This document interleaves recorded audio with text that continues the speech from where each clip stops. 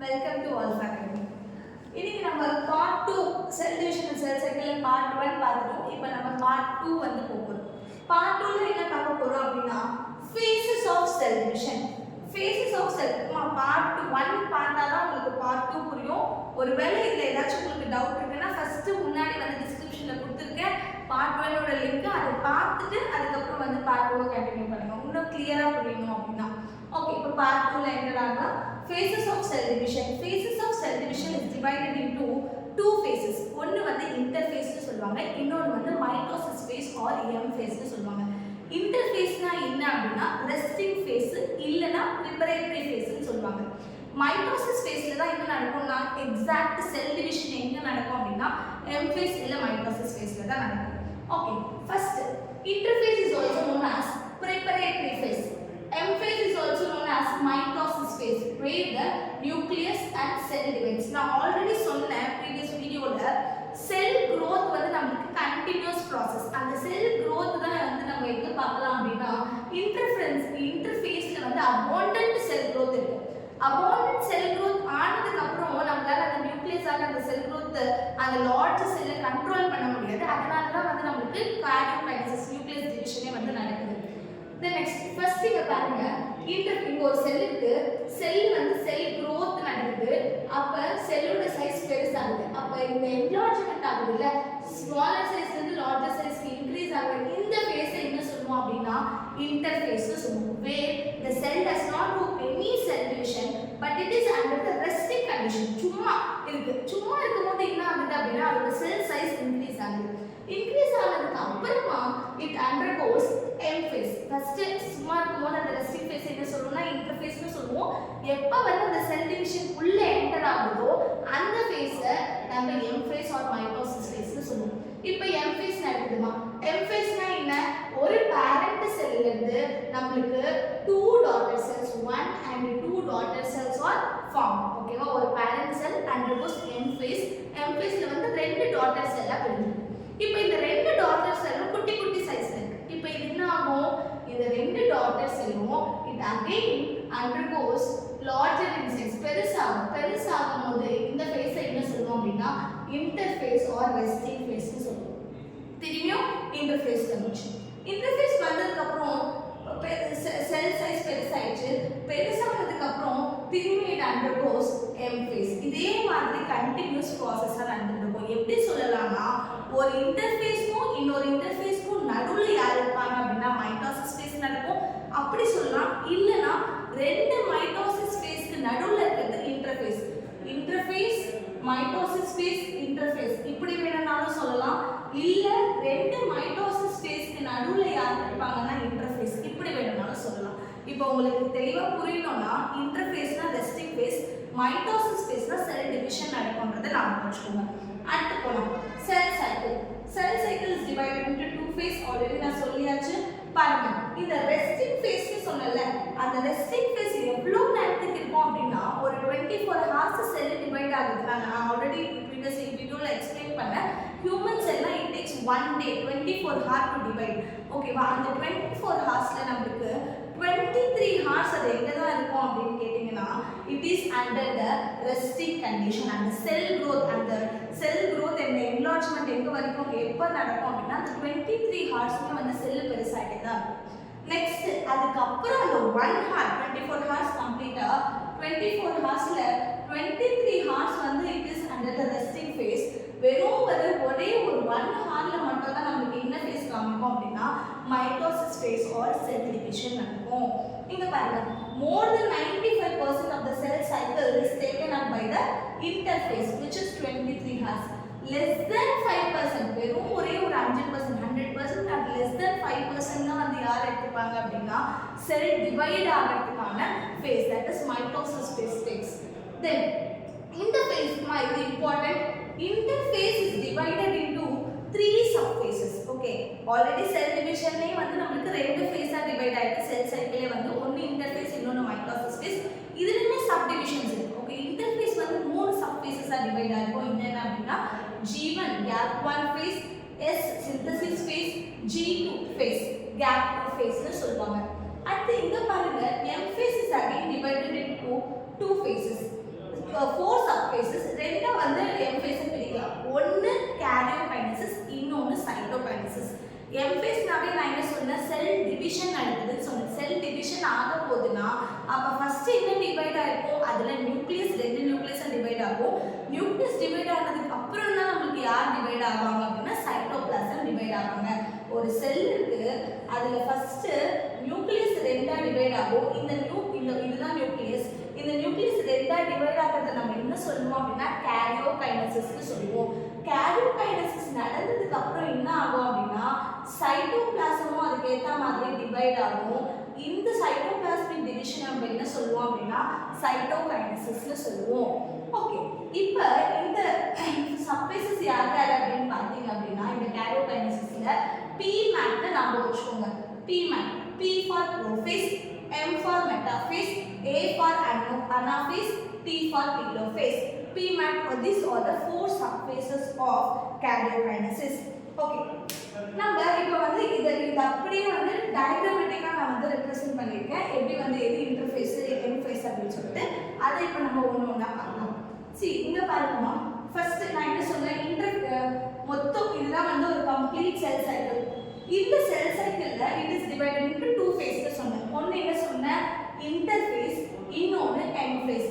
எந்த ஃபேஸ்ல நமக்கு செல் டிவைட் ஆகும் அப்படின்னு கேட்டிங்கன்னா எம் ஃபேஸ்ல. மத்த இந்த இது ஃபுல்லாவே நமக்கு யார் அப்படின்னு கேட்டிங்கன்னா இது ஃபுல்லாவே வந்து ரெஸ்டிங் ஃபேஸ் தான். இந்த பார்ட்ல மட்டும் தான் நமக்கு செல் டிவிஷன் நடக்கும். இது எல்லாமே வந்து ப்ரிப்பரேட்டரி ஃபேஸ்னு சொல்லுவாங்க. ரெஸ்டிங் ஃபேஸ்னு சொல்ல சும்மா இருக்குங்க, ஆனா அதுக்கு இன்னொரு வார்த்தையை யூஸ் பண்றாங்க. என்ன அப்படின்னா ப்ரிப்பரேட்டரி ஃபேஸ்னு சொல்லுவாங்க. என்ன ப்ரிப்பரேட்டரி ஃபேஸ் மேம் அப்படின்னு கேட்டிங்கன்னா அந்த ப்ரிப்பேர் பண்ணிட்டு அந்த செல் டிவிஷனுக்கான இப்போ நம்ம ஒரு போருக்கு போறோம்னா நம்ம அதுக்கு முன்னாடி ட்ரைனிங் எடுத்தாதான் வந்து அந்த ஒரு வார் ஒன்று நடக்கும்போது ஒரு 2 days வார்னு வச்சுக்கோங்க, அதுக்கு அவன் 1 year ப்ராக்டிஸ் எடுத்தாதான் அந்த 2 days வார்ல அவன் வின் பண்ண முடியும். அதே கண்டிஷன் தான் இங்க செல் டிவைட் ஆக போகுதுன்னா இது ஃபுல்லா இது 23 hours அது ப்ரிப்பேர் ஆனாதான் அந்த 1 hourல அது டிவைட் ஆக முடியும். இங்க ப்ரிப்பரேஷனே இல்லை அப்படின்னா இங்க டிவிஷன் வந்து it is not possible. Okay, that's why this is known as preparatory phase னு சொல்வாங்க. This interface is divided into G1, S and G2 phase. Okay, G1 phase ல என்ன நடக்கும் அப்படின்னா three subphases சொன்னேனா G1, S and G2 phase. G1 is also known as gap 1, G2 1 gap 2. S is known as synthesis phase. Okay, first G1 phase பார்க்கலாம். G1 phase most organelles duplicate. Cell organelles, most of the cell organelles duplicates. இன்னொரு விஷயம், செல் growth, continuous cell growth நடக்கும். Already நான் part பண்ண சொன்னேன். செல் growth வந்து it is a continuous process. கடைசி cell division start ஆகி எண்ட் ஆகிற வரைக்கும் it is complete continuous process. Sell growth continuous நடந்துட்டே இருக்கும். இன்னொன்று என்ன, இது preparatory phase னு சொன்னதால they prepare more amino acids, ATP for energy, RNA molecules, proteins for synthesis for DNA replication. DNA replication நடக்குது. அடுத்த ஃபேஸ் யாரு, S phase வந்து DNA replicate ஆகும். அந்த DNA replication நடக்கிறதுக்கான proteins, RNAs, enzymes எல்லாம் வந்து எங்க ஃபார்ம் ஆகும் அப்படின்னா it forms in G1 or gap phase.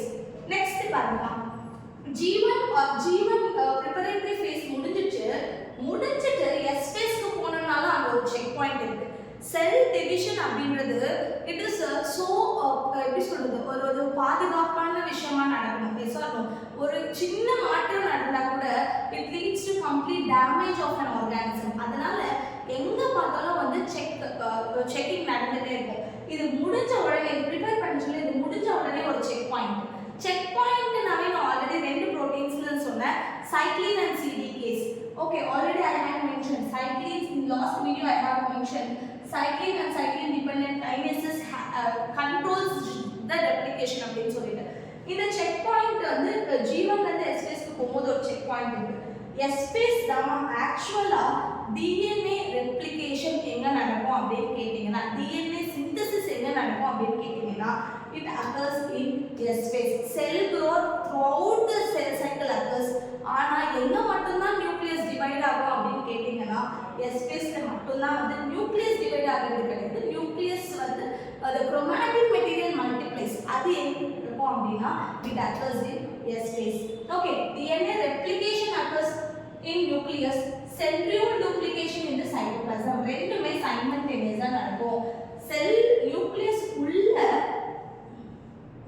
Chroma இங்க நல்ல இது இம்பார்ட்டன்ட் இது உங்களுக்கு புரியணும் பாருங்க ஃபர்ஸ்ட் சிங்கிள் ஒரு டிஎன்ஏ மாலிக்யூல் வந்து நமக்கு குரோமாட்டின் மெட்டீரியல் வந்து நீங்க எப்படி மாறும் அப்படின்னா ரெண்டு குரோமாட்டின் மெட்டீரியல் மாறும் இது எப்படி நடக்கும் அப்படின்னா இப்போ ஒரு குரோமாட்டின் ஒரு டிஎன்ஏ இருக்குன்னா ரெண்டு ஸ்டாண்டா பிரிக்கும் இதுக்கு ஒரு நியூ ஸ்டாண்ட் இதுக்கு ஒரு நியூ ஸ்டாண்ட் இங்க பாருங்க the DNA content இங்க வந்து எவ்வளவு இருக்கு 2C இங்க DNA content இங்க 2C ஆ இருக்குது இப்போ எத்தனை ஆயிடுச்சு இங்க ஒரு 2C இங்க ஒரு 2C மொத்தம் 4C ஆ மாறிடுச்சு இங்க வந்து நார்மல் 2C தான் இந்த DNA content இங்க வரும்போது இது ரெப்ளிகேட் ஆயிடுச்சுன்றதால it shows 2C and 2C 4C chromatin material ஆ வந்துச்சு ஆனா the chromosome numbers remain the same இங்க 2n னா இங்க 2n haploid diploid னு சொல்லுவோமா haploid னா இப்ப நமக்கு மொத்தம்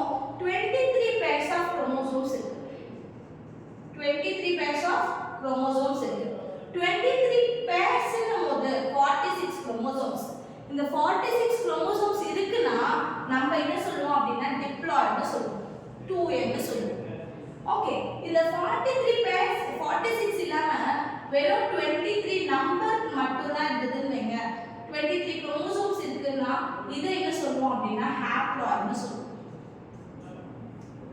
ஓகே haploid னு சொல்லுவோம் இந்த haploid chromosomes this haploid chromosomes எப்படி வந்து haploid diploid நம்ம பிரிக்கிறது எப்படி கவுண்ட் பண்றது அப்படினு கேட்டிங்கனா எப்பவுமே ploid chromosome கவுண்ட் பண்ணும்போது எப்படி chromosome கவுண்ட் பண்றோம்னா இந்த சென்ட்ரோமியரை வச்சு நம்ம chromosome நம்பரை கவுண்ட் பண்ணனும் எத்தனை சென்ட்ரோமியர் இருக்கோ அத்தனை chromosome இருக்குன்னு அர்த்தம்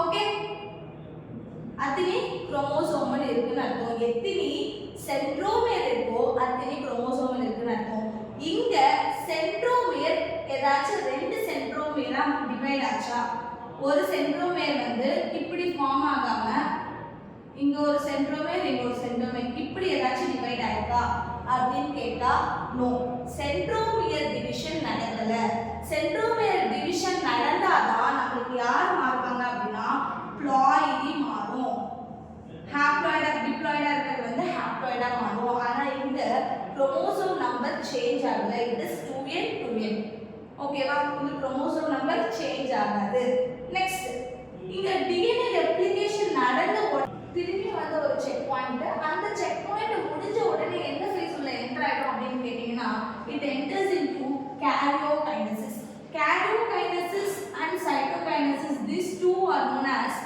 phase mitosis phase சொல்லுவோம் first karyokinesis நான் ஆல்ரெடி சொன்னேன் it is divided into four phases four sub phases pmat னு சொல்லுவோம் prophase metaphase anaphase and telophase இது முடிஞ்ச உடனே முடியுது அப்படினா அந்த karyokinesis நடக்குதுன்னு நாம என்ன அர்த்தமா ஒரு நியூக்ளியஸ் வந்து நமக்கு ரெண்டு நியூக்ளியஸா டிவைட் ஆயிட்டு நடக்குது இந்த ரெண்டு நியூக்ளியஸ் டிவைட் ஆனதுக்கு அப்புறம் இப்ப செல் எப்படி போனா ஒரு செல்லே நமக்கு ரெண்டு நியூக்ளியஸ் இருக்கு இந்த செல் நியூக்ளியஸ் டிவைட் ஆன உடனே என்ன ஆகும் அப்படினா it enters into cytokinesis where the cell is divided into two daughter cells okay இப்போ ஒரு விஷயம் நான் சொல்றேன் it enters into the cytokinesis இப்போ செல் வந்து ரெண்டா டிவைட் ஆயிடுச்சு நான் என்ன ஆகும் அப்படினா ஒரு ஹார்ட் செல் என்ன பண்ணும் அப்படினா இந்த இந்த cytokinesis முடிச்ச உடனே கண்டினியூஸ் செல் டிவிஷன் அதுக்கு தேவையில்லை நான் ஆல்ரெடி நான் சொன்னேன் heart cells and nerve cells they do not divide nerve cells சுத்தமா டிவைட் ஆகாது ஹார்ட் செல்ஸ் எப்ப தேவையோ அப்ப வேணும்னா ஒரு டிவிஷன் நடக்கும் அந்த ஹார்ட் செல் வந்து அந்த ரெஸ்டிங் ஃபேஸ் உள்ள செல் சைட்டோகைனசிஸ் முடிச்ச உடனே இந்த ஜீவன் ஃபேஸ் உள்ள என்டர் ஆகாம என்ன பண்ணும் அப்படினா ஒரு ரெஸ்டிங் ஃபேஸ் உள்ள போய்டும் அந்த ரெஸ்டிங் ஃபேஸ் என்ன சொல்லுவாங்க அப்படினா G0 or quiescent stage னு சொல்லுவாங்க G0 or quiescent stage னா it is a resting stage என்ன பண்ணும் அப்படினா இது ஒரு செல் வந்து ஒரு இப்ப டிவைட் ஆக கூடாதுன்னா it enters into G0 phase இல்ல டிவைட் ஆக போகுது அப்படினா அந்த G0 phase உள்ள இருந்து எது உள்ள என்டர் ஆயிடும் அப்படினா G1 phase உள்ள என்டர் ஆயிடும் G1 phase உள்ள என்டர் ஆயிடுச்சுனாவே நமக்கு என்ன ஆகும் ஆர்கனைஸ் ரெப்ளிகேட் ஆகும் preparatory phase நடக்கும் திருப்பி சிந்தசிஸ் திருப்பி G2 சைட்டோகைனசிஸ் முடிஞ்சோடனே செல் growth நடந்து அது என்ட்ராக கூடாது, செல் டிவிஷன் நடக்க கூடாதுன்னா ஒரு பர்టిక్యులர் ஒரு நியூ ஸ்பெசிபிக் ஸ்டேஜ்ல என்ட்ராகும். அதை என்ன சொல்லுவோம் அப்படின்னா G0 or quiescent stage சொல்லுவோம்.